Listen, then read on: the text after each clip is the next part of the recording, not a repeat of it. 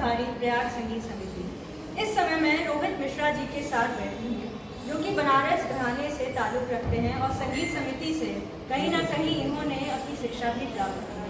Sir, मैं जानना चाहती हूँ म्यूज़िक से आपका सफ़र कैसे शुरू हुआ, बताइए।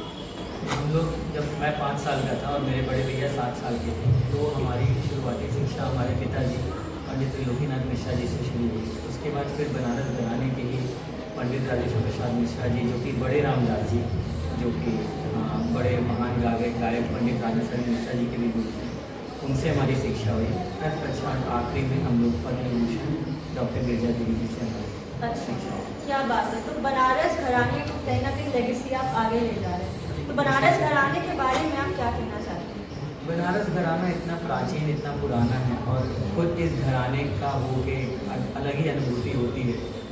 अनुभूति के साथ एक जिम्मेदारियाँ भी हो जाती हैं कि हमारे पूर्वज, हमारे गुरु लोगों ने इतना सब कुछ इस घराने के लिए किया है, तो हमें भी उसको आगे बढ़ाना है। उस लेगेसी को प्रयास रहता है कुछ अपने मंच के प्रदर्शन के द्वारा कुछ बच्चों को सिखा के कि ये परंपरा रुके नहीं, इसकी परंपरा को हम लोग आगे बढ़ाएंगे। तो संगीत समिति का आपकी शिक्षा में क्या रोल रहा है? मैं बताना चाहूँगा कि हम दोनों भाई ने प्रयाग संगीत समिति से संगीत प्रवीण किया है, तो सबसे बड़ा रोल यही रहा, क्योंकि एक ऐसा नहीं कि अगर आप शास्त्रीय संगीत के कलाकार हैं तो आपको सिर्फ मंच प्रदर्शन करने आना चाहिए, आपको थ्योरेटिकल नॉलेज भी होना चाहिए, जो हम जब प्रयाग संगीत समिति से हमने जब पढ़ाई की तो हमें उसका नॉलेज हुआ। वरना कलाकार को दोनों ही पहलू पता होना चाहिए गाने के बारे में, तभी वो कुछ कर सकता है। और प्रयाग संगीत समिति का बहुत बड़ा रोल रहा है हमें इन सब चीज़ों में आगे बढ़ाने के लिए। मतलब आपकी ये बात तो सही कि theory and practice go hand in hand. Girija Devi ji, इनके बारे में आप बताइए एंड इनका जो रोल रहा है आपके पूरी जर्नी में। उनका रोल एक गुरु तो थी, साथ में हमारी मेंटोर भी थी, क्योंकि हर समय मतलब ऐसा नहीं वो हमें सिर्फ संगीत की शिक्षा देती थी, कैसे ज़िंदगी जीना है वो भी हमें सिखाती थी। अब जैसे कि मैं जब गया था यहाँ से, तो मैं कह सकता हूँ मैं एकदम ज़ीरो था। मेरे माँ बाप ने जब वो मुझे उन्हें समर्पित कर रहे थे कि आप जाओ वहाँ पे सीखो, तो उन्होंने मेरी माँ ने बोला मुझे कि इसे कुछ नहीं आता। अपनी बुआ जी, हम लोग बुआ जी बोलते थे, क्योंकि वो गिरजा देवी जी मेरे परदादा जी पंडित सरजी प्रसाद मिश्रा जी की भी शिष्या थी।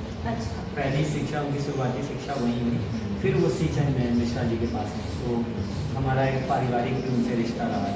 तो जब मेरी माँ गई उनके पास कि मैं चाहती हूँ कि मेरे बच्चे सीखें, तो मेरे लिए उन्होंने यही कहा कि ये बेटा मेरा एकदम ज़ीरो है, इसको कुछ भी नहीं आता है, इसको दुनियादारी के बारे में एकदम पता नहीं।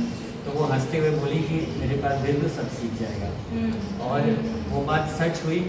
वो बैंक में कैसे पासबुक अपडेट कराते हैं, कैसे चेक साइन करते हैं, कैसे लोगों से बात करते हैं, कैसे खाना बनाते हैं, कैसे खाना आप किसी को सर्व करते हैं, वो सारी बारीकियाँ वो सब एक गुरु ने के साथ साथ एक मेंटोर के नाते उन्होंने सब कुछ हमें सिखाया। और गायन तो वो चलता ही रहा। हमें एक हमारा एक अनुशासन था कि हमें 4 बजे भोर में उठ जाना है रियाज़ करने के लिए, फिर उनके उठने से पहले अपना रियाज़ ख़त्म कर देना है, ताकि वो जब उठे तो हम उन्हें चाय दे सकें, क्योंकि हम लोग जो थे हम लोग गुरुकुल की तरह ही रहे अपने गुरु के पास। तो वो सारा अनुशासन था कि 4 बजे उठ के 4 से 6 रियाज़ करो, मेरे उठने से पहले मेरा चाय रेडी हो जाए, और जब मैं उठूँ तो मेरा बिस्तर आप एकदम अच्छे तरीके से लगा दो, फिर मेरे ब्रेकफास्ट का आप तैयारी करो। उस वक्त आपको रियाज़ नहीं करना है, आपको सब करना है। फिर 12 बजे वो बैठ जाती थी क्लास कराने, तो 12-2 अपना चलता था। फिर उनको खाना खिलाना, साथ में खाना, फिर उसके बाद शाम को अपना रियाज़ करना। 4 से 6 उन्होंने शाम को ही समय हमारा बांध दिया था। फिर उनको शाम का चाय देना। फिर उसके बाद बोलती थी अब मैं जितना देर बैठ के, उनको शौक़ था सीरियल देखने का, तो वो 7 बजे सीरियल देखने चली जाती थी और रात के 10-10:30 बजे तक वो सीरियल देखती थी। और वो हम लोगों को था कि उस टाइम था कि आप अपना रियाज़ कर सकते हो, लेकिन ऐसा नहीं रहता था कि अगर हम लोग रियाज़ करते हैं तो वो ध्यान नहीं देती थी।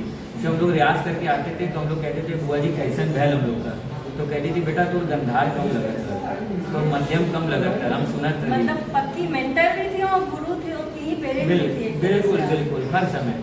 और फिर उनके साथ हंसी मजाक मतलब सब कुछ करना। कभी एहसास ही नहीं हुआ, उन्होंने कभी एहसास नहीं होने दिया कि हम अपने परिवार से जुड़े। हमें लगता था हम अपनी दादी माँ के पास है, बस दादी माँ में शिक्षा दे रही है। ये बहुत बड़ी बात थी। जैसे आज की जो जनरेशन है वो कहीं ना कहीं गुरु शिष्य परंपरा को भूल रही है, शास्त्रीय संगीत की अगर।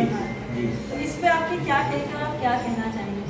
देखिए कम तो हुआ है, लेकिन अब मुझे लग रहा है कि संगीत का प्रचार तो हो रहा है, वो अलग बात है, थोड़ा बॉलीवुड के जरिए हो रहा है, वो हाँ। अलग बात है, लेकिन प्रचार प्रसार हो रहा है संगीत का। तो कुछ बच्चे ऐसे हैं, जैसे कि मैंने बोला ना हम लोग गुरुकुल में रहे हैं, हाँ। तो वैसे हमारे पास भी कुछ बच्चे ऐसे आते हैं जो हमारे गुरुकुल में हमारे साथ रहते हैं 24 घंटा, और गुरु शिष्य परंपरा की तरह उनकी शिक्षा हम लोग पूरी कर रहे हैं। अच्छा, क्या बात है सर। तो आप अपने सेंटर के बारे में बताइए। हमारा सेंटर लगभग 50 साल पुराना सेंटर है। अच्छा। उसका शुभारंभ मेरे नाना जी पंडित शारदा साहब जी ने किया था, और ये पहले गदौलिया पे हुआ करता था, बनारस का एक केंद्र है। तो अब उसको लगभग 50 साल हो गए, और अभी हमारे मामा जी पंडित किशोर मिश्रा जी उसके डायरेक्टर हैं, जो इसकी देख रेख करते हैं, और हम लोग कार्यकर्ता या वॉलेंटियर आप कहते हैं उसमें अपना रोल निभाते रहते हैं। तो लास्ट एंड वेरी इंपॉर्टेंट चीज़ जो मैं आपसे पूछना चाहूँगी, बनारस घराने की वो टॉप 5 विशेषता बताइए जो हमारे ऑडियंस को जानना चाहिए। बनारस घराना जैसे बना आया उसके बाद रस आता, सबसे पहली विशेषता कि इसमें रस है। और बनारस के गाने को आप देखेंगे तो उसमें साहित्य बहुत इम्पोर्टेंट है, सारे स्वरों को, सारे शब्दों को कैसे जोड़ना, कैसे स्वर के रास्ते पिरोना, वो बहुत अच्छी बात है।